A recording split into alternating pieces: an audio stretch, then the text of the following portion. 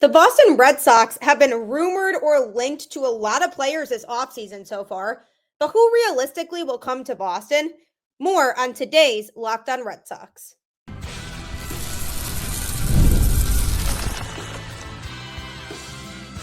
You are Locked On Red Sox, your daily Boston Red Sox podcast. Part of the Locked On Podcast Network, your team every day. Hello and welcome to Locked On Red Sox, your daily Boston Red Sox podcast, part of the Locked On Podcast Network, your team every day. I'm your host, Gabby Hurlbut, former ESPN social media associate and current host of the Boston Balling podcast as well. And I am here to bring you the latest in all things Boston Red Sox, Monday through Friday, straight to your favorite podcast feed. And the best part is it's all completely free. So you might as well tune in because Locked On is your team every single day. Today's episode is brought to you by FanDuel. You can start the season with a big return on FanDuel. New customers can place a $5 bet and you'll get started with $150 in bonus bets. If you win your first $5 bet, visit FanDuel.com to get started.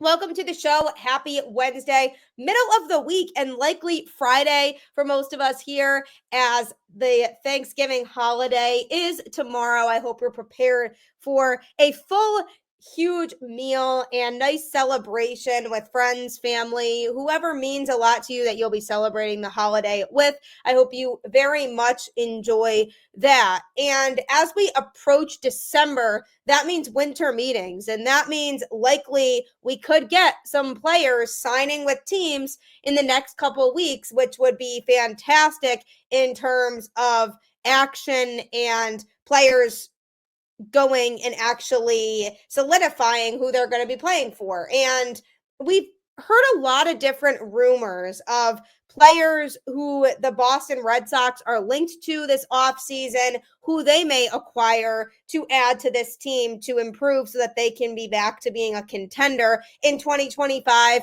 And they've been linked / rumored to several different players. So on today's show, I'm going to be just giving a review of a lot of these players that the Red Sox have been linked to in some way, shape, or form, and realistically, whether these players will land in Boston. And the biggest name on the market, I've talked about him so many times on the show already. He is the player that is so desired by about 4 teams in Major League Baseball right now, and that is Juan Soto. Now, Soto met with teams over the last couple weeks, and those appeared to be intro overview meetings for him to just get introduced to people around the organization and get himself acclimated to them and their culture and just have a discussion about what that organization could do for him and his career growth and his success, and most importantly, to help him win championships. And Soto seemed to be interested in the farm system and the future of the franchises when he was talking to these teams. He asked these teams when he was with them, what's your plan for the future and for developing the players in your system? And who has a better system than the Red Sox right now? Nobody. The Red Sox have arguably the best farm system in Major League Baseball right now, with tons of young, prospering prospects that have a lot of potential moving forward. So if Juan Soto is looking for a team that is well set up for long-term sustained success moving forward, the Red Sox would be the perfect spot for him. And not only that, but all of the history that goes with the Boston Red Sox, them being one of the most historic franchises in Major League Baseball and one of the biggest markets in Major League Baseball, and having the most historic ballpark in Major League Baseball. Those are all factors that could get Juan Soto to play in Boston, wanting to be a part of that history and wanting to be a part of such a huge baseball town where the fans are so passionate about their team. So those are all plus sides to him coming to Boston. Another one would be if he truly wants to be the guy and wants to be the face of the franchise wherever he goes, he could be that in Boston, because the face of the franchise right now is Rafael Devers, but if he were to come and play here, there's no question that Soto would become the face of the Boston Red Sox franchise. And you've seen other major league teams be looking for their guy to be that number one. But some teams already have that, including teams who have laid offers on the table to him, like the Yankees and Dodgers. I mean, the Yankees already have Aaron Judge on the team. He is the face of that franchise. So Soto kind of becomes secondary there if he goes to the Yankees. With the Dodgers, you have Ohtani on the team, who is just the face of baseball right now, not only to mention the face of the Dodgers. So if Soto wants to go somewhere where he could truly be the guy, Boston could be a good place for him. And then you have the success of other Dominican-born players who have come through Boston, like David Ortiz, who has really been pushing for him to go to Boston. There were photos seen on social media of him hanging out with the Soto family, and he has come on record and said that he has been encouraging Soto to go to the Red Sox. So that is obviously very promising because Ortiz is one of the best to ever play the game. He's a Hall of Famer. And with how much he accomplished over his career, a multi-time World Series champion, somebody who really found his identity as a baseball player in Boston and will forever be associated as one of the best players to ever wear a Red Sox uniform. Soto could be that. And the fact that Ortiz personally is talking to him about it and trying to lure him to Boston is a good sign that he's at least interested and is listening. And it could give the Red Sox a leg up because it's a personal reference to somebody who had that kind of success with the Boston Red Sox. Now, do I realistically think he's going to come to Boston?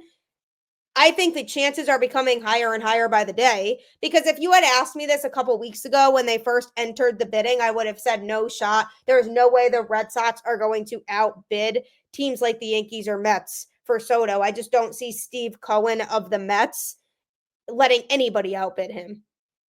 But as of the last couple of days, it was reported that the Red Sox upped their original offer to Juan Soto. So that makes me wonder if they either somehow found out what other teams were offering him and they realized that their offer is not good enough, so they needed to offer more.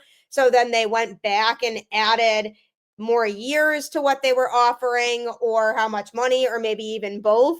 But something clicked in their heads like, okay, we need to offer him more because other teams are doing that. Or they just realized, if we really want to get him, we need to up our efforts a little bit more. So then they increased their offer. But either way, something happened that made the Red Sox up their original offer, which for one is a positive in itself because it shows, hey, we really want this guy and we're willing to spend the money and get him.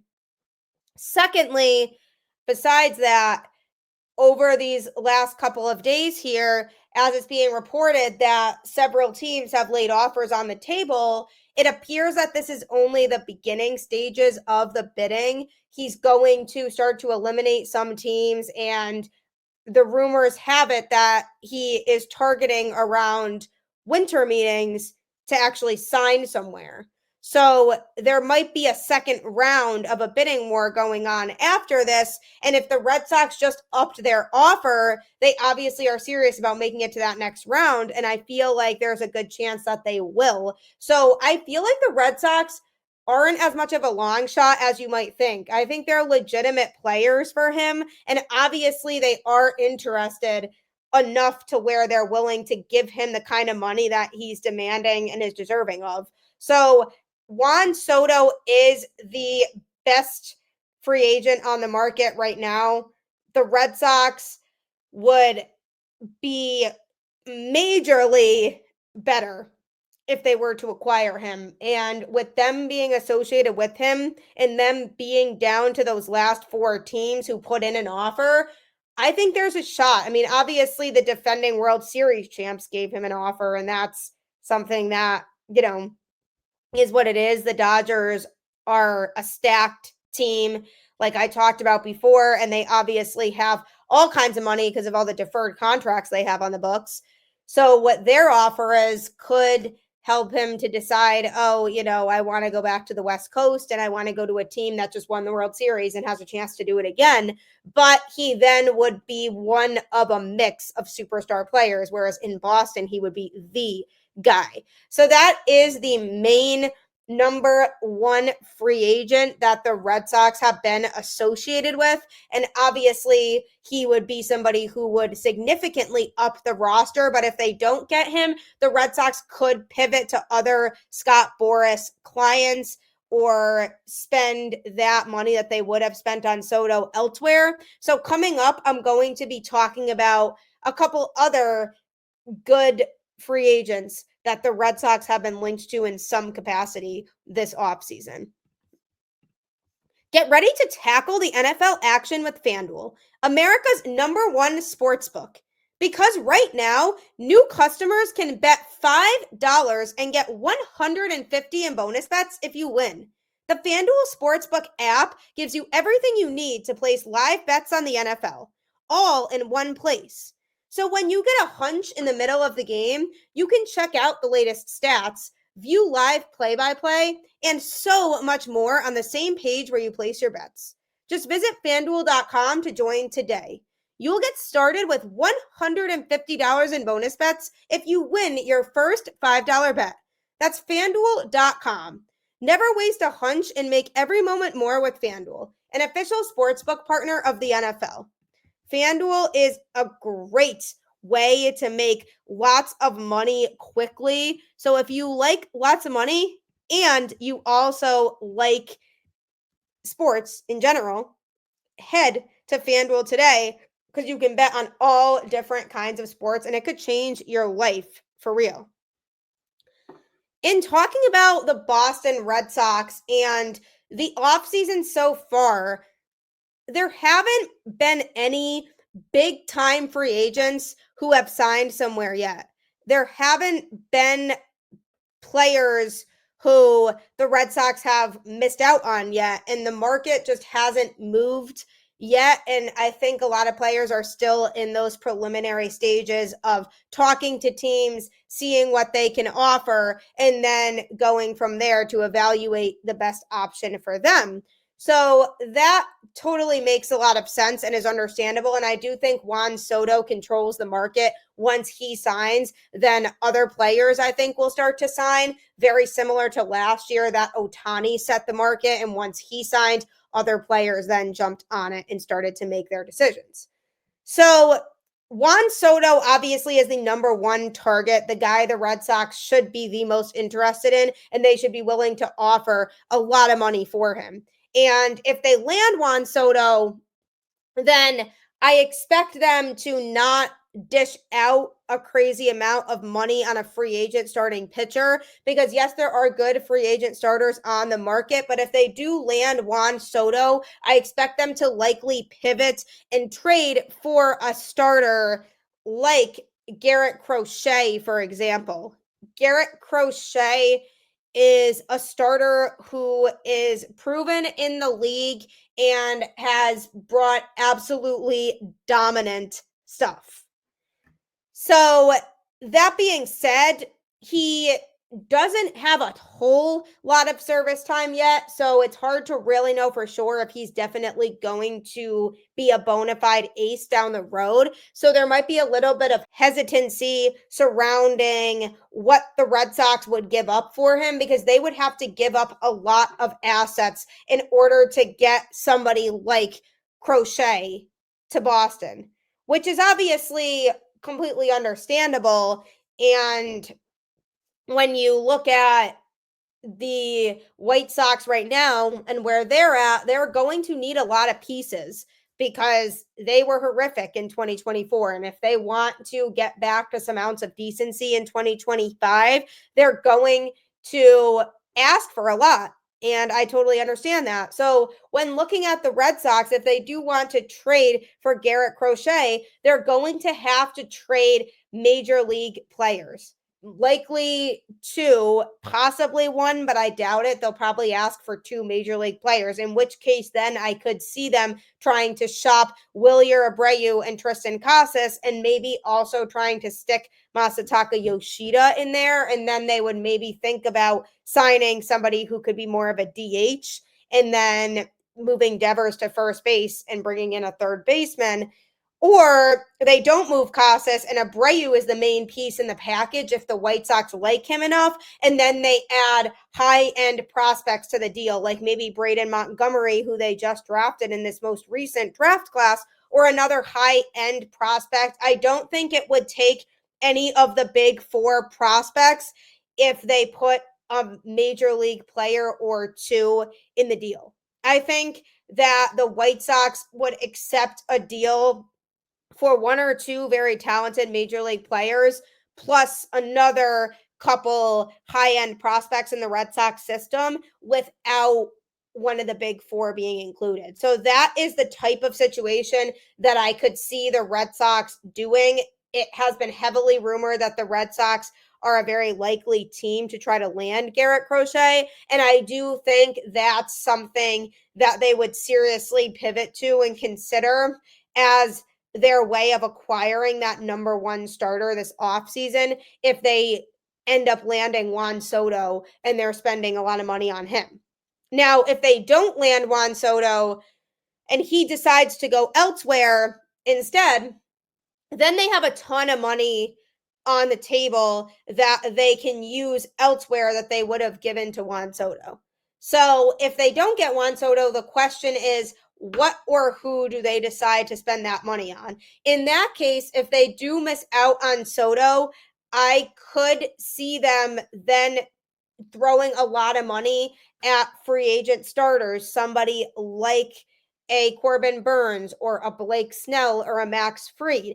All 3 of those guys have been linked to Boston at some point this offseason, and all 3 of which would come in and help boost that Red Sox rotation.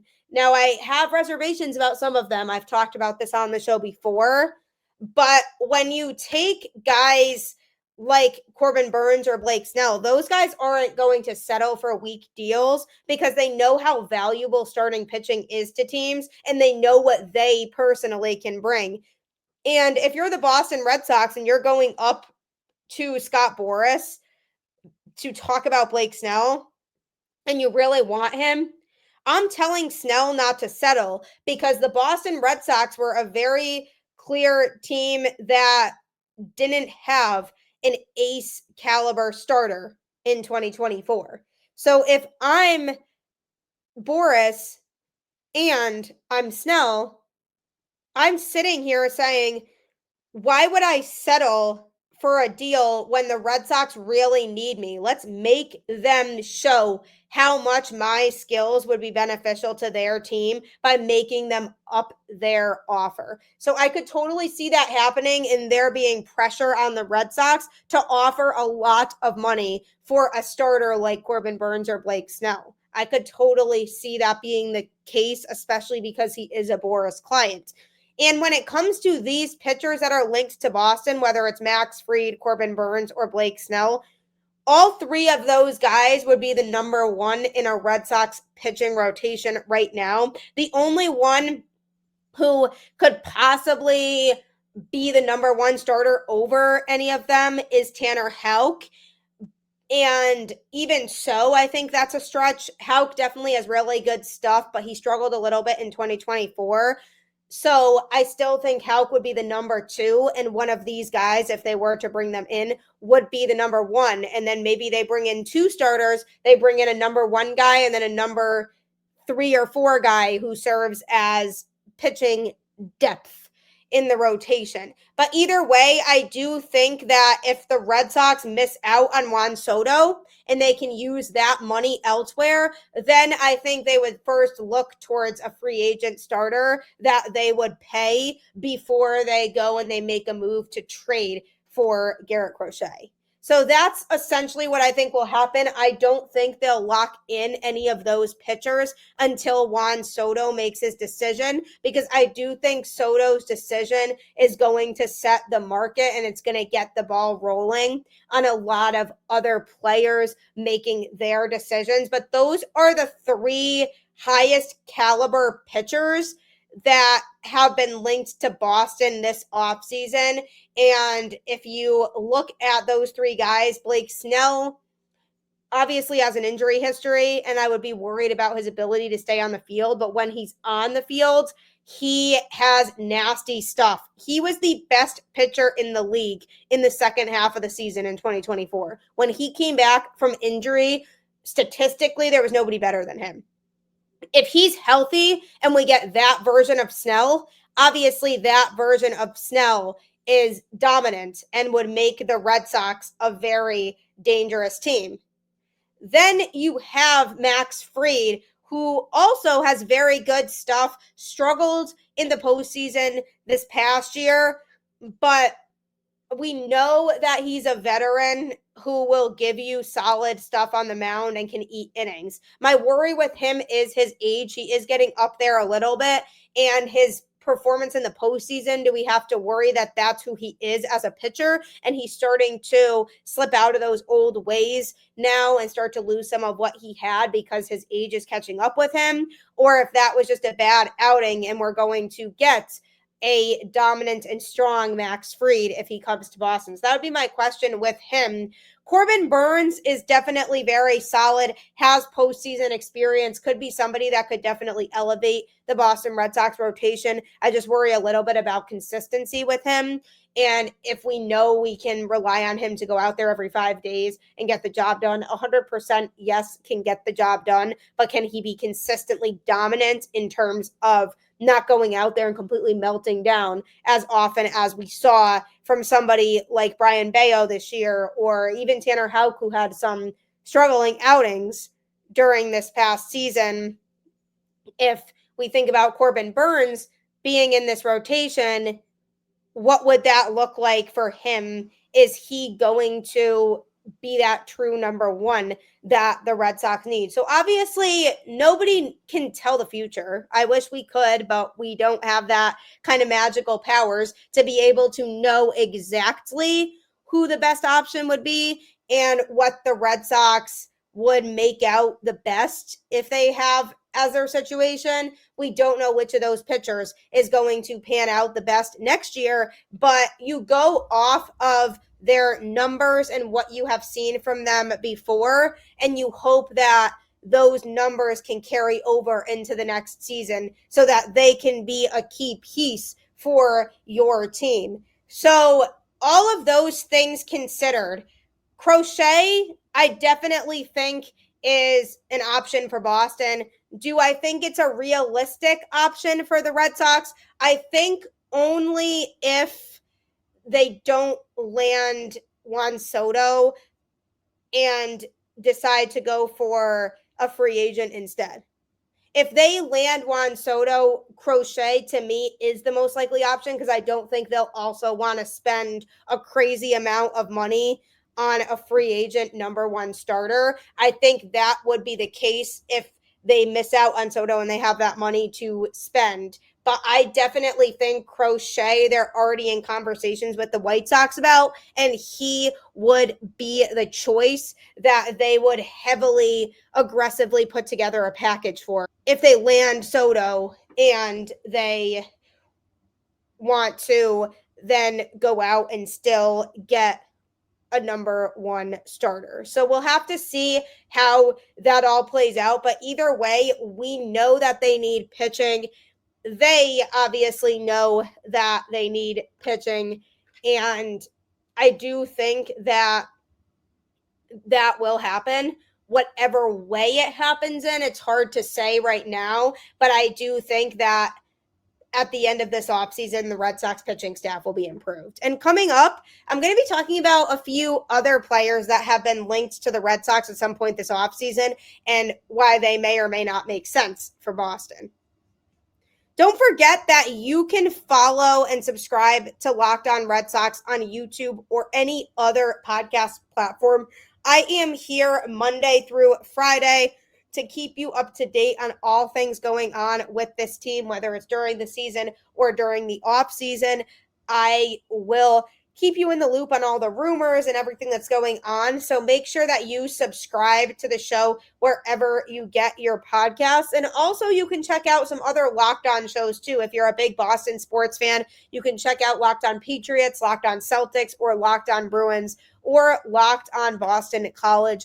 All of those shows will keep you up to date on what's going on with those teams. And it is basketball and hockey season now. Football is about halfway through the season, so it's a good time to start listening to those shows as well. If you haven't yet, you can also find them Monday through Friday, wherever you get your podcasts. I highly recommend you checking it out because this network has so many talented hosts and people who put work in and day out to make this possible. So definitely show your support for our other Boston sports shows in our network here as the Red Sox progress through the rest of their offseason, and we dream about the moves that we hope they'll make.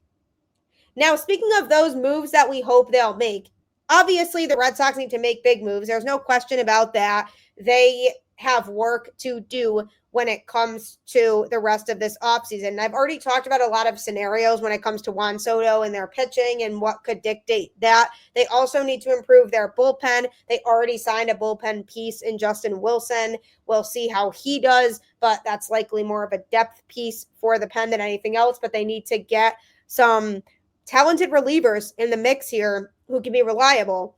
But then you have the position players. And when you look at the Red Sox offense right now, there's no question about it that the Red Sox will be able to hit. They had a talented offense in 2024, but they are going to need to replace the power / right-handed versatility that Tyler O'Neill brought to the lineup. Now, whether that's through an infielder or an outfielder is still yet to be seen, but one player who's been linked possibly to the Red Sox is Teoscar Hernandez, who I'm also seeing the Red Sox might pivot to if they miss out on Juan Soto. World Series champion, hit well in the playoffs, and also hits well at Fenway Park. And his bat could be really good for Fenway in order for the Red Sox to help boost their lineup. So he's somebody in the outfield who could contribute and bring a lot to the Red Sox. And it could make sense to pursue him, especially because he could help fill that void without Tyler O'Neill in the Red Sox lineup. And Anthony Santander from the Orioles is another possibility. I don't think the Red Sox would aggressively pursue him as much as they would Teoscar. I think Teoscar would be the better choice for Boston, and that's who they should pursue first in terms of that outfield if they miss out on Soto, and could be somebody who fits right in. But Santander hits a lot of home runs, and he's somebody who could crush baseballs out of Fenway Park, so that could be beneficial for Boston too. But if the Red Sox add a right-handed bat, I want it to be somebody who doesn't strike out a ton, even if they hit a lot of home runs. I want it to be somebody who can hit for average and can provide versatility when it comes to their swing and where they're hitting the ball, as opposed to just expecting home runs and strikeouts like we expected from O'Neill. Because yes, he crushed baseballs over the monster, but he also generated tons of swings and misses. So I don't really want that. So if it ends up being one of those two players, either Santander or Teoscar Hernandez, I think Teoscar would still be a better choice because he's a little bit more versatile at the plate in terms of what he can do. And I don't think we'd see as many swings and misses from him as we would see from Santander. From an infield standpoint, the Red Sox have also been linked to Willy Adames and Alex Bregman. Alex Bregman, not as much. It could make sense for the Red Sox if they do decide to move Devers to first base to acquire Alex Bregman, because defensively he could help things a lot.